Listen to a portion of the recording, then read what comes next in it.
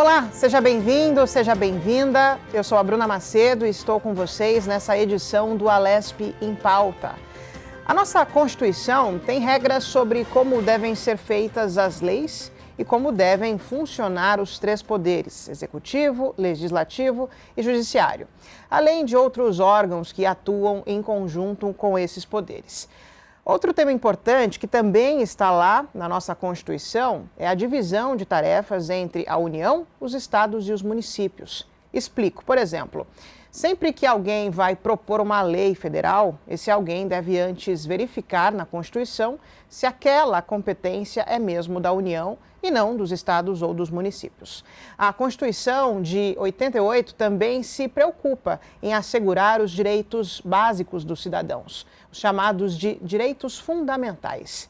E na Constituição que estão previstos também os direitos como o direito à vida, à liberdade, à propriedade, à igualdade, saúde, educação e moradia.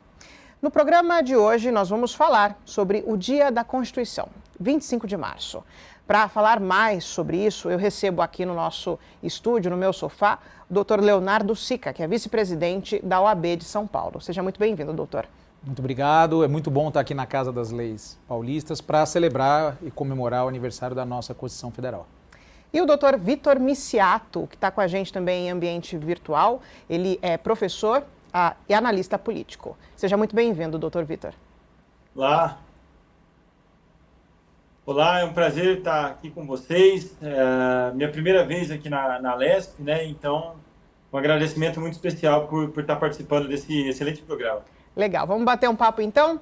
Senhores, eu fiz uma breve introdução, vocês viram inicial, mas nada como a explicação de um especialista. Então, para a gente começar do início, o que é a Constituição? Vou começar fazendo essa pergunta para o professor.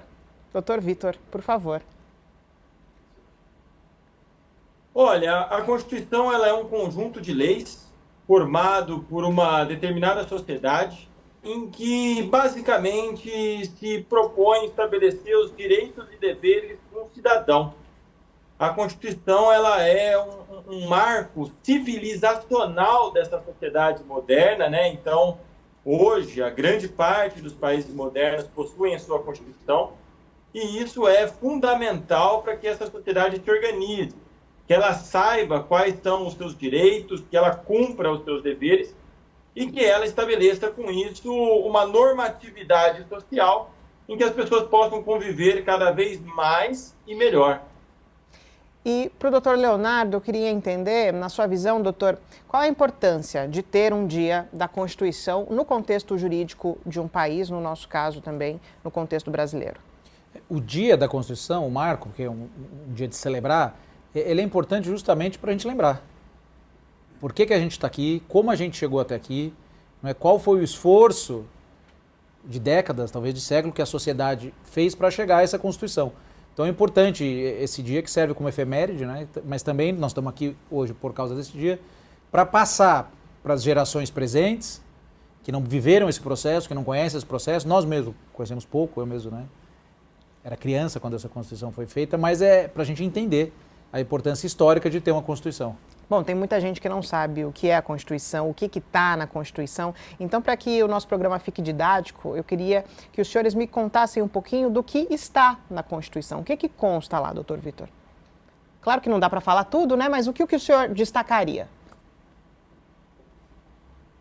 Eu destacaria, principalmente na nossa Constituição atual, Constituição de 1988, os direitos ligados à liberdade e à justiça social.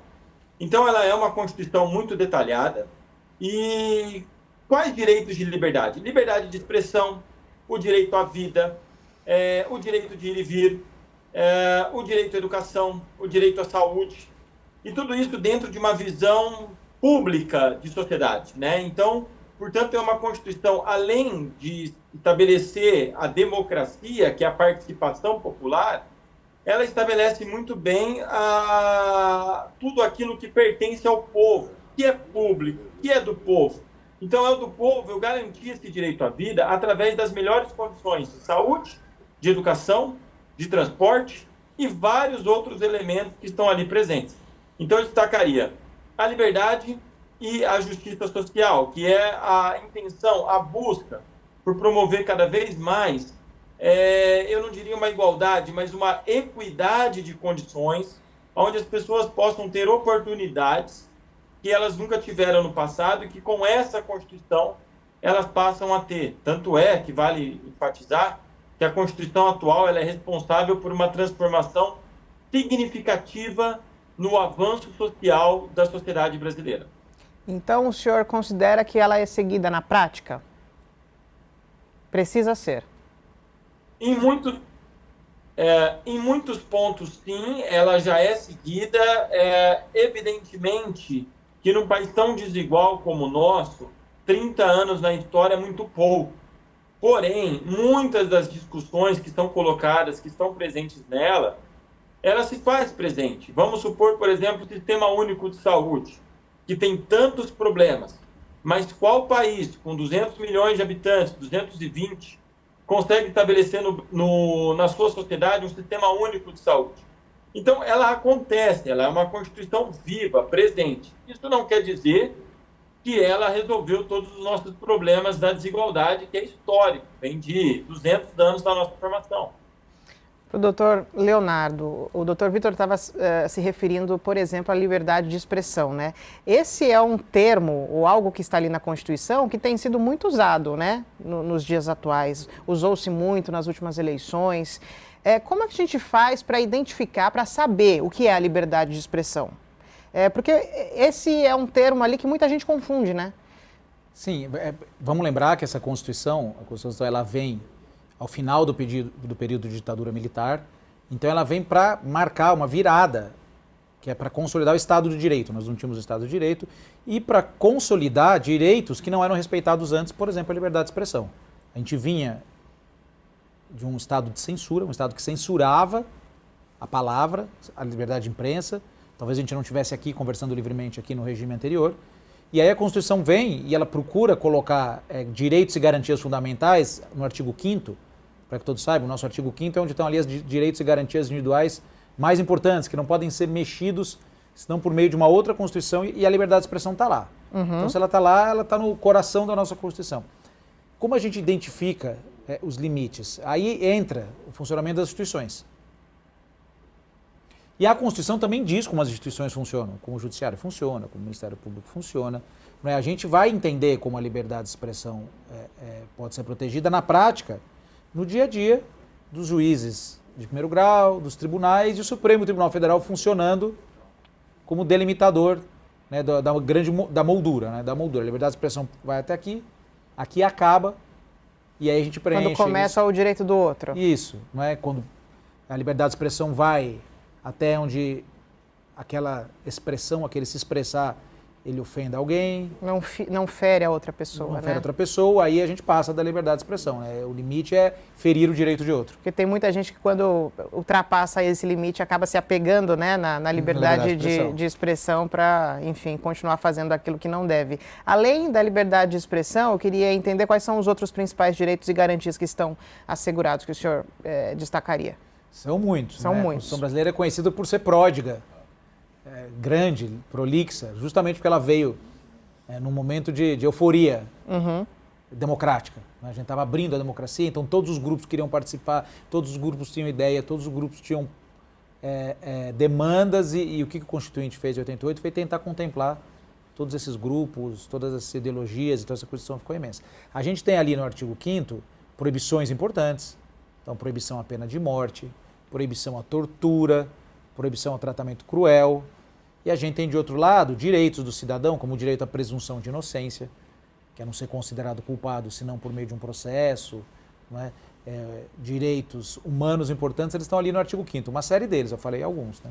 E, doutor Vitor, como que a Constituição é interpretada e aplicada pelos órgãos jurídicos de um país? Né? Isso varia de país para país?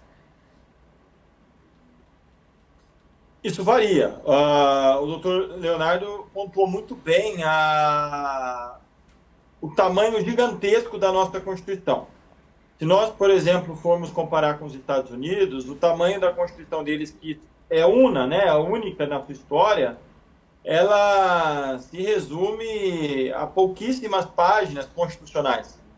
Por quê? Porque ali há uma outra forma de lidar com a Constituição, outra forma de lidar com a cultura daquele país, com aqueles direitos e deveres. Por quê? Porque ao longo do tempo, só um exemplo, né, para comparar. Por favor, fica à vontade. A sociedade americana ela foi vendo que através das mudanças dos seus costumes, das suas mudanças culturais,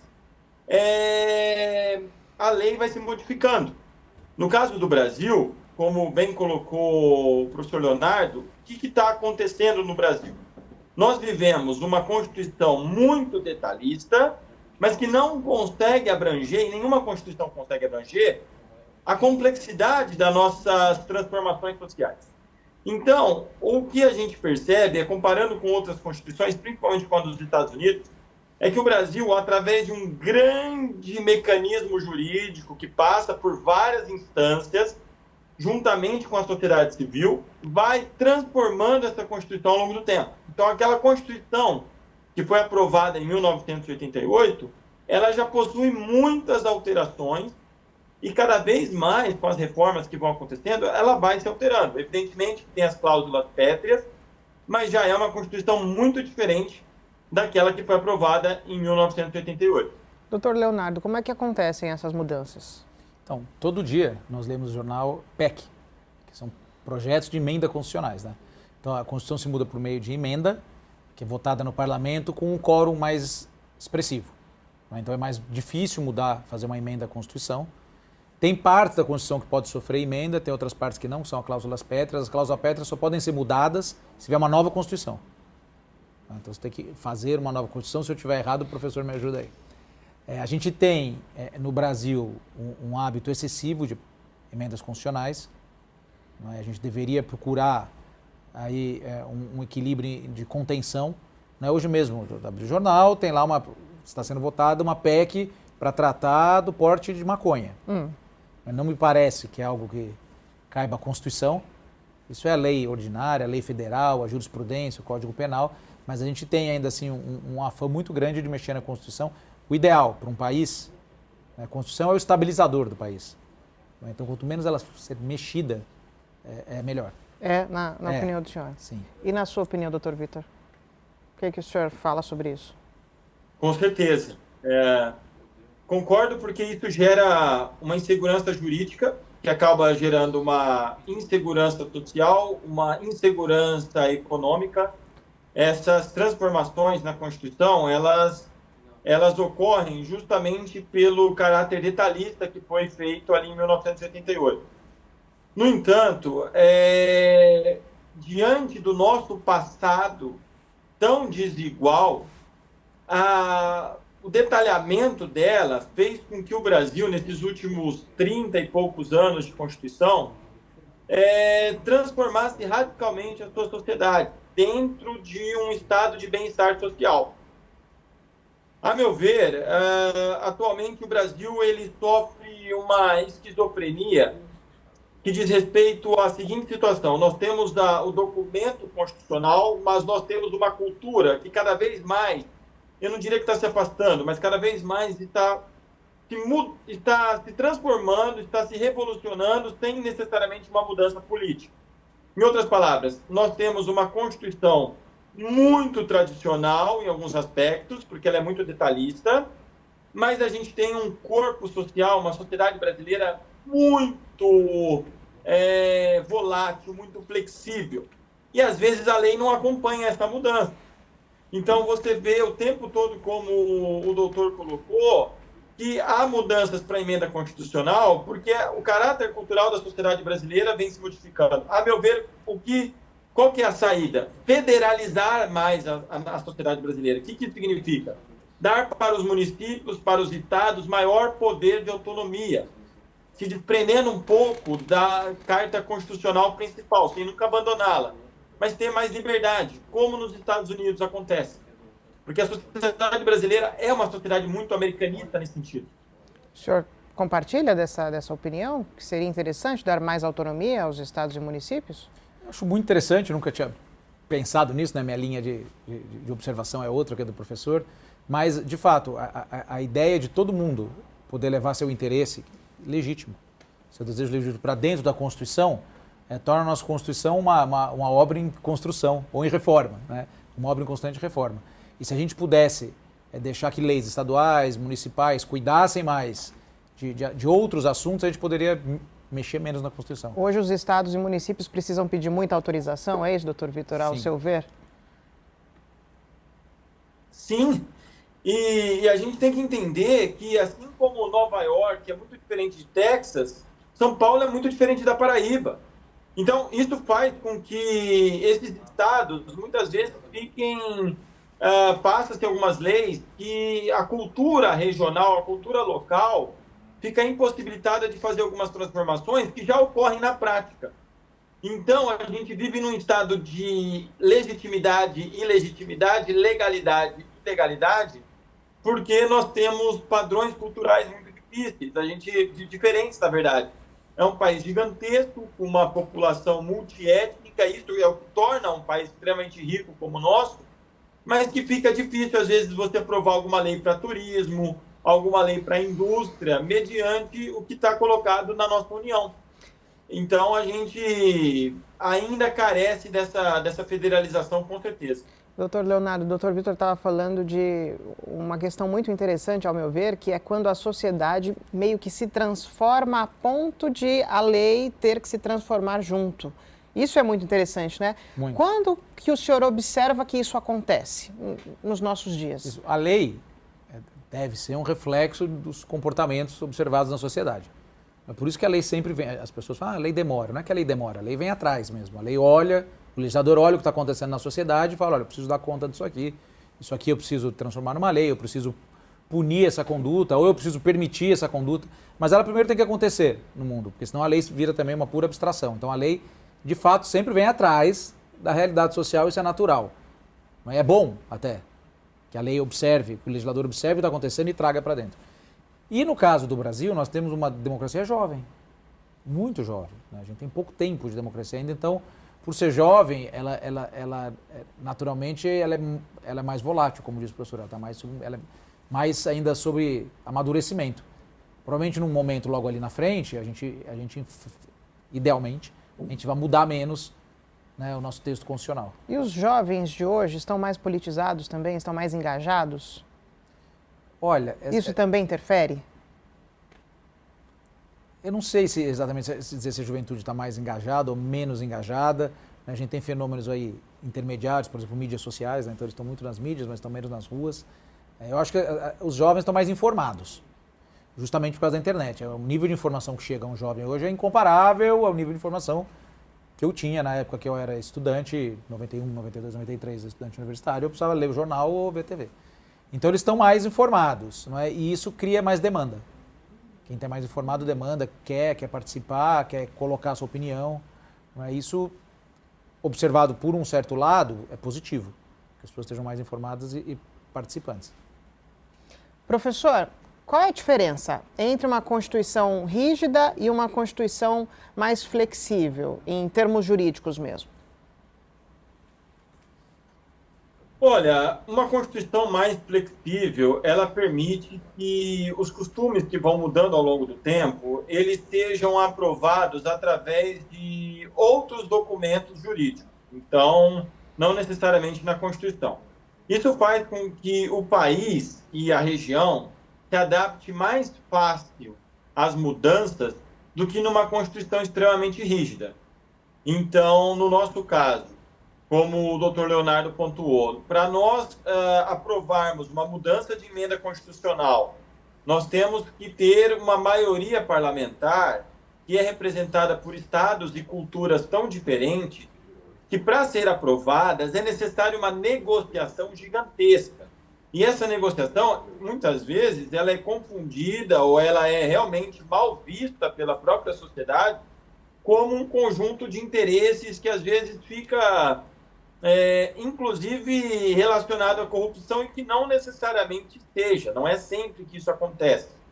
Só que fica algo tão difícil, tão complexo, que a população olha como que, olha, o grupo de interesse que está lá não quer mudar.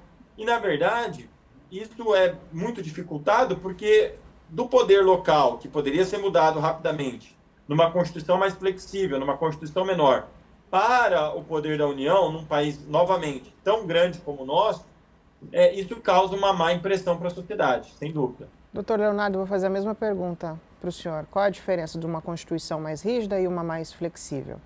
Então, a diferença mais flexível e mais rígida é a facilidade com que as instituições podem mexer na Constituição. Então, existem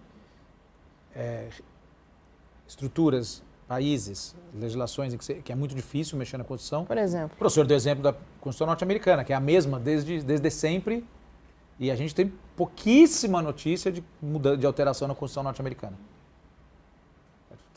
Eu acho que eu não tenho nenhuma, não me lembro, se eu puxar aqui memória, quando mudaram a Constituição dos Estados Unidos, nenhuma.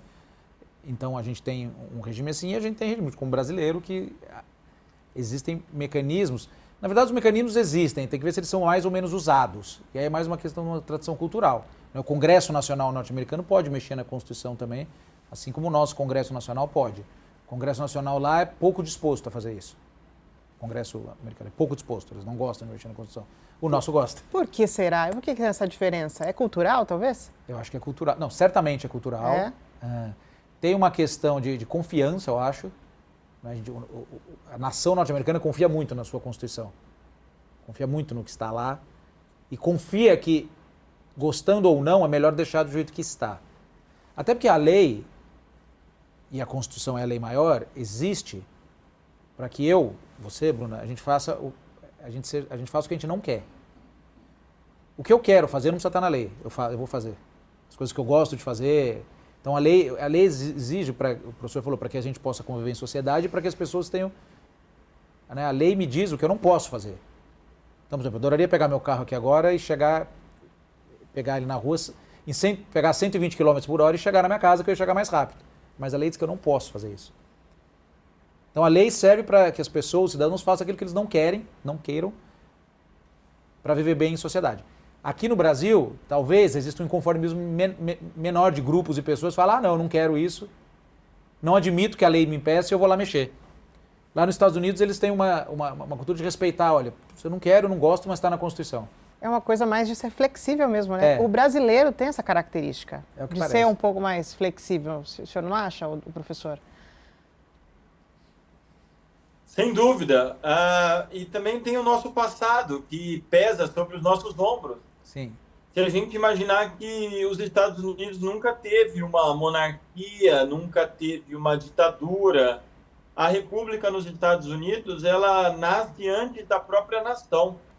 Enquanto que a república no Brasil, ela foi proclamada no meio da madrugada. Sem nenhuma participação popular, o povo ficou sabendo depois, na hora que acordou, o povo foi dormir numa monarquia, acordou numa república.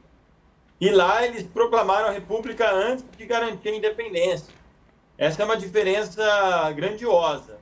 No entanto, eu vejo que o Brasil, culturalmente, ele vem se aproximando muito dessas características mais republicanas, apesar de todas as nossas dificuldades e mazelas.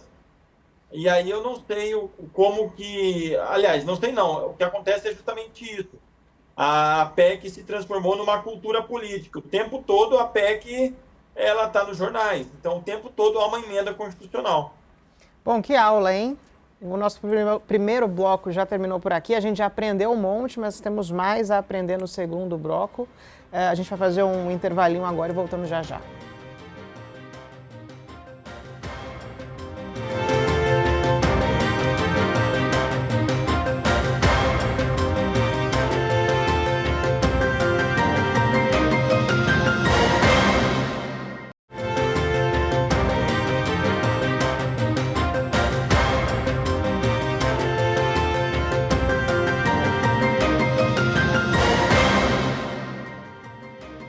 Voltamos para o nosso segundo bloco do Alesp em Pauta para aprender mais um monte com os nossos convidados de hoje. Vou direcionar a minha próxima pergunta para o senhor, doutor Leonardo. Como é que a Constituição pode ser alterada ou reformada em um país democrático, que é o nosso caso? Pelo Congresso Nacional. Câmara e Senado, né, os projetos são apresentados lá pelos atores legitimados a propor um projeto de lei, projeto de emenda constitucional, no caso, né? Ele passa pelas duas casas, ele tramita, ele tem os quórums que devem ser observados para mudar a Constituição. Então, ela só pode ser alterada pelos representantes do povo. O povo elege o Congresso pode mudar a Constituição. Agora, para o professor Vitor. Professor, quais os princípios fundamentais que precisam necessariamente reger uma Constituição para garantir a democracia e o Estado de Direito? Forças institucionais, forças republicanas que possam garantir tudo isso. Então, no caso do Brasil, é um poder executivo, um poder legislativo, mas principalmente um poder judiciário atuante, aonde ele possa definir num prazo muito rápido o que é legal e o que não é ilegal, através de várias das suas instâncias. E por mais que, muitas vezes, essas forças que eu vou dizer, que são as forças policiais, que são as responsáveis pela nossa segurança, muita gente pode ter crítico, não, as forças policiais, elas são a base, a pedra fundamental para garantir que a liberdade do outro, naquele momento, seja preservada quando um outro cidadão tiver a vontade de acabar com aquela liberdade naquele momento. Portanto, eu diria que o poder judiciário, o poder policial é fundamental constitucionalmente para preservar essas liberdades. E aí vem a parte cultural, a parte educacional, em que isso é construído ao longo do tempo. Uma cultura de liberdade, uma cultura de educação, que isso só é se desenvolvido a partir das gerações, né? Em termos jurídicos, o que define um país democrático e um país ditador? Quando o poder legislativo, quando o poder judiciário ou inexistem ou estão controlados pelo poder executivo. Portanto, a pedra básica de uma democracia é a independência e a autonomia entre os poderes. No caso do Brasil, ainda tem um elemento da harmonia entre os poderes, para reforçar a nossa democracia. Mas eu diria que é a independência entre os poderes. É isso que separa um regime autoritário do regime democrático. O que seria essa harmonia entre os poderes, doutor Leonardo? Seria a delimitação de até onde cada poder pode agir e o respeito de cada poder pelo agir de outro, né? E a gente tem hoje em dia várias discussões, né? Especialmente no poder federal, do Congresso invadindo competência do Supremo invadindo competência do Congresso e por aí afora. Então, é uma discussão muito importante. E necessária? Necessária, porque primeiro você tem uma desordem institucional. Você olha para as instituições, você imagina que elas vão funcionar de um jeito e é importante para a população que elas enxerguem o funcionamento correto. E, como bem colocou o professor, se a harmonia entre poderes é pressuposto da democracia, a desarmonia entre poderes é um risco à democracia. A gente está sob uma ameaça, na sua visão? Não. Acho que a democracia brasileira foi desafiada em diversos momentos, foi desafiada recentemente e ela mostrou justamente que ela não está em risco. Ela seguiu, né? Ela prosseguiu. Professor Vitor, a mesma pergunta para o senhor. E quando os senhores falam em harmonia, eu não tenho como não me lembrar daquele episódio também da população tentando invadir, né, os prédios ali dos três poderes.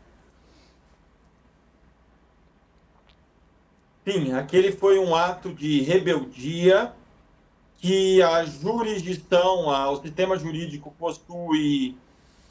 já possuía, na verdade, né, total arcabouço jurídico para punir essas pessoas através desse ato, que na verdade é um ato de vandalismo, né, por tentativa de destruição do patrimônio público. São centenas de pessoas que estavam lá, representam uma minoria insignificante da sociedade brasileira, que em sua grande maioria, por mais que critique, por mais que tenha problemas, respeita a divisão dos poderes e legitima essa divisão dos poderes através de um sistema eleitoral robusto e através de uma participação cidadã frequente, através de vários meios de comunicação, através da opinião pública e também através do dia a dia, se relacionando com essas instituições que são representadas através das pessoas que fazem parte dessas instituições. Seja professores, sejam advogados, juízes, defensores, promotores, médicos, enfim, policiais que representam, que muitos deles trabalham para órgãos estatais e que fazem com que esse regime seja consolidado diariamente. Para o doutor Leonardo, quais são as consequências, já que a gente está falando disso, né? Quais são as consequências jurídicas para quem viola os preceitos constitucionais de um país? São muitos preceitos e muitas maneiras de violar os preceitos, portanto, mas um ato praticado em contrariedade à Constituição, né, a consequência principal é a nulidade. Aquele ato vai ser cancelado, vai ser anulado, ele deixa de existir. Né? Se a Lesp votar uma lei contra a Constituição, aqui nós estamos na Lesp, essa lei vai ser cassada. Mas se um governador, se um prefeito toma uma atitude que é contrária à Constituição, ela vai ser anulada, vai ser então a consequência primeira e geral para atos inconstitucionais é que ele é nulo, ele não existe, ele deixa de existir. Além disso, se esses atos contra a Constituição causam lesão a pessoas jurídicas, a grupos, a gente pode ter responsabilidade civil, responsabilidade criminal, ou seja, punições. Aí depende propriamente da violação que nós estamos falando. Né? Se a violação for um ato de racismo, vai sujeitar a pessoa a punição por crime de racismo, porque exige esse mecanismo por trás dessa violação específica. Outras violações são punidas ou sancionadas de outro jeito. Então você tem a nulidade e a sanção da legislação ordinária, da lei civil, da lei penal ou administrativa. Para o professor Vitor, tem uma pergunta aqui interessante. Como a jurisprudência pode contribuir para a interpretação, interpretação é uma palavra importante, né, na nossa discussão, para a interpretação e aplicação da Constituição em um Estado de Direito? Tá. Doutor Leonardo, me corrija se eu estiver errado, mas a interpretação que eu tenho é a seguinte. A jurisprudência, no nosso atual sistema jurídico, ela faz com que os costumes e as mudanças no cotidiano das pessoas possam ser utilizados como uma situação jurídica em que, ao invés de uma PEC, uma proposta de emenda constitucional, uma nova interpretação altere a jurisdição de uma cultura social. Vamos colocar aqui na prática, por exemplo, o que aconteceu no julgamento da Lava Jato.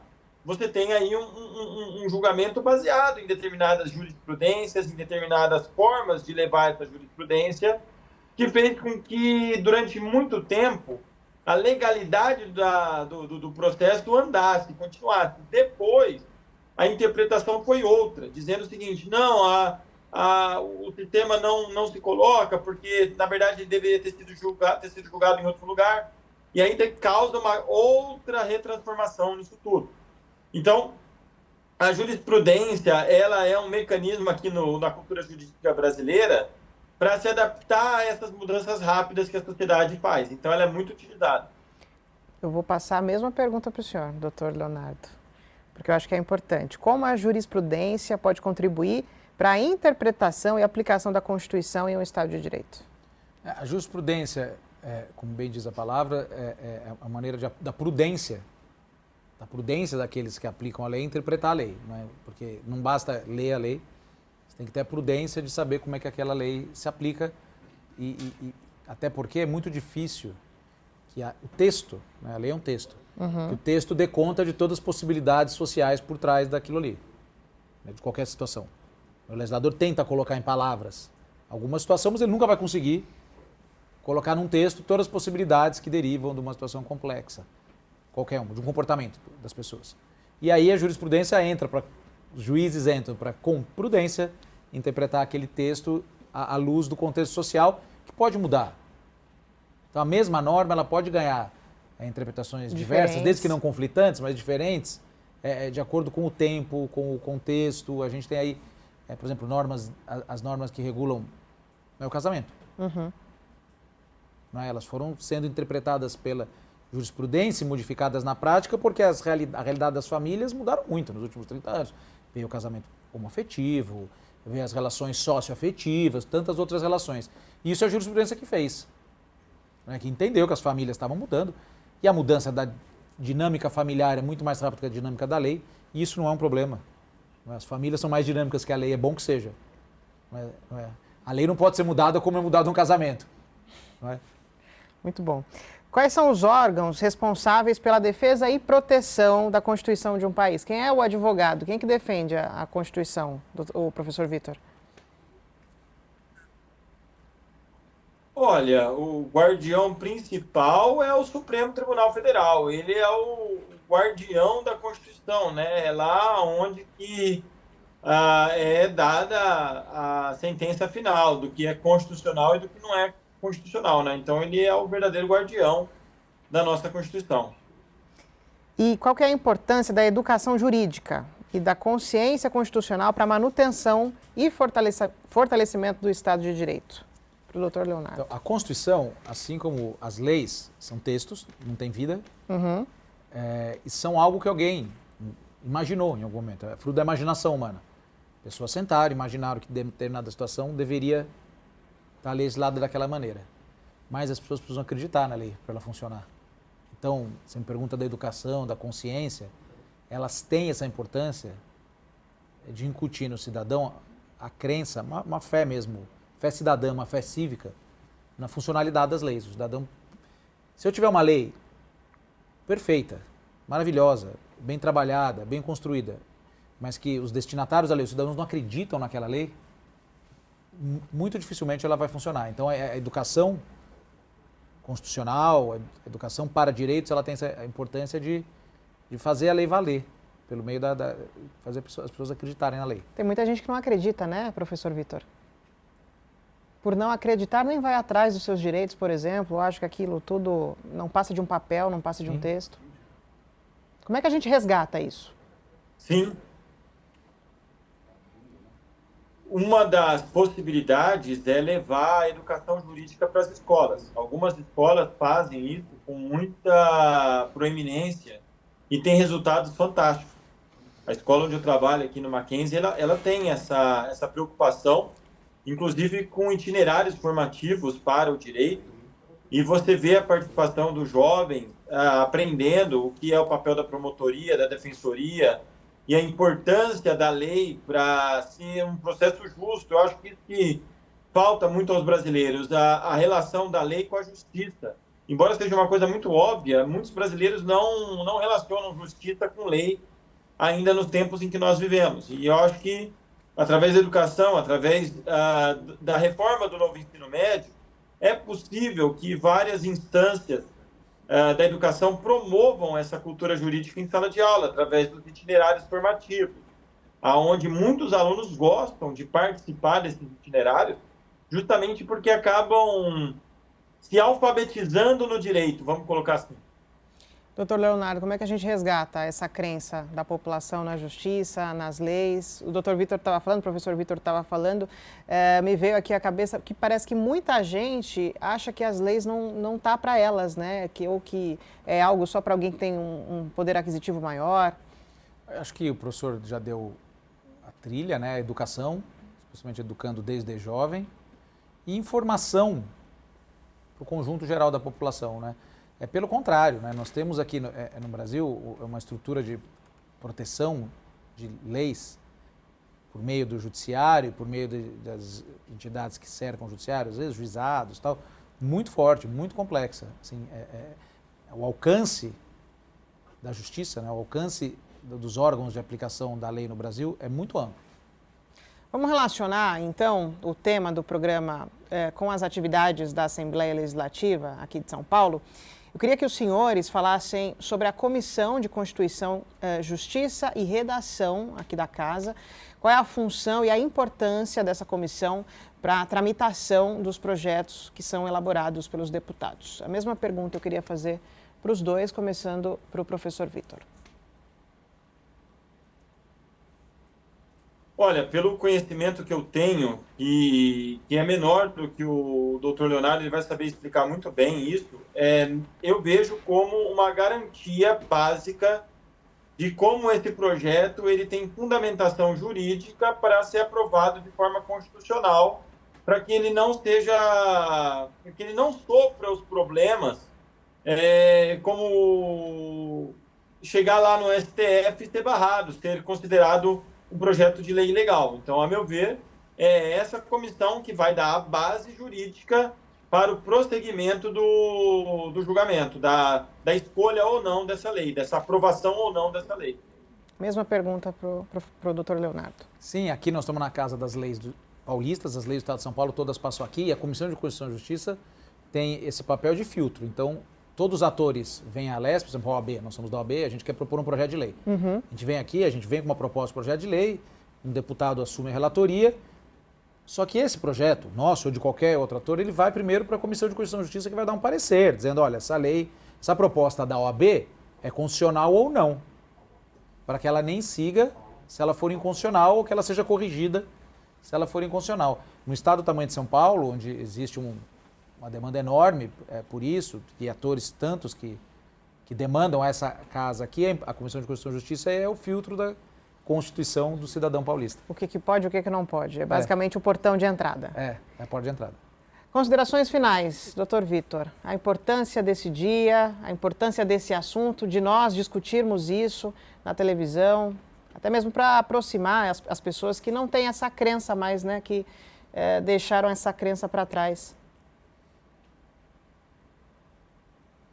Eu diria que a Constituição, ela, quer queira, quer não, ela é o nosso norteador. Ela é o nosso documento que nos faz vivermos uma vida civilizacional, uma vida em sociedade, em que essa palavra que caiu hoje em dia de moda, mas a civilização é o respeito ao próximo, basicamente, é a respeito à liberdade e a preservação da vida. Então, a Constituição, ela é aquilo que nos garante tudo isso.